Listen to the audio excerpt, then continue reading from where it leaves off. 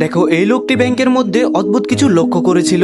সে দেখেছিল ব্যাংক থেকে যে কেউ টাকা তোলার সময় 1 পয়সা এমনিতেই ছেড়ে দেয়। যদিও টাকার পরিমাণ অনেক কম ছিল, লোকটি যে ব্যাংকে কাজ করতো সে ব্যাংকে কোটি কোটি কাস্টমার ছিল। ব্যাংক প্রতিদিন তাদের অ্যাকাউন্ট থেকে 1 পয়সা করে কেটে নিত। তখন লোকটি ভাবলো, যদি সে 1 পয়সা তার নামে করে নিতে পারে তাহলে তাকে রাতারাতি কোটিপতি হওয়া থেকে কেউ আটকাতে পারবে না। এরপর লোকটি রাতে বাড়িতে এসে একটি ফেক ফিশিং লিংকের পিডিএফ ফাইল তৈরি করে আর পরের দিন সেটি ম্যানেজারকে পাঠিয়ে দেয়। ম্যানেজার কোনো কিছু চিন্তা না করে সেই ফাইলটি ওপেন করে ফেলে, যার ফলে ডেভিড ম্যানেজারের কম্পিউটার হ্যাক করে ফেলে। আর হ্যাক করার পরে ম্যানেজারের একটি খারাপ কাজের কথা ডেভিড জানতে পারে, কিন্তু সে এইসব কিছুর দিকে নজর না দিয়ে তার কাজে মনোযোগ দেয়। আর আস্তে আস্তে ডেভিড এইভাবে সবগুলো কম্পিউটার হ্যাক করে ফেলে। কিন্তু এর মধ্যে ব্যাংকের কিছু কর্মচারীর নজর ওই কম্পিউটারগুলোর মধ্যে পড়ে। তারা মনে করে সার্ভার ডাউন হওয়ার কারণে হয়তোবা এমনটি হচ্ছে। আর এই সুযোগ পেয়ে ডেভিড সবগুলো গ্রাহকের অ্যাকাউন্টে ঢুকে পড়ে আর সবার কাছ থেকে 1 পয়সা করে কেটে নেয়। আর সে কিছুক্ষণের মধ্যেই কোটিপতি হয়ে যায়, যার ফলে ডেভিড অনেক খুশি ছিল। কিন্তু হঠাৎ করে তার রুমের মধ্যে কিছু লোক ঢুকে পড়ার চেষ্টা করছিল।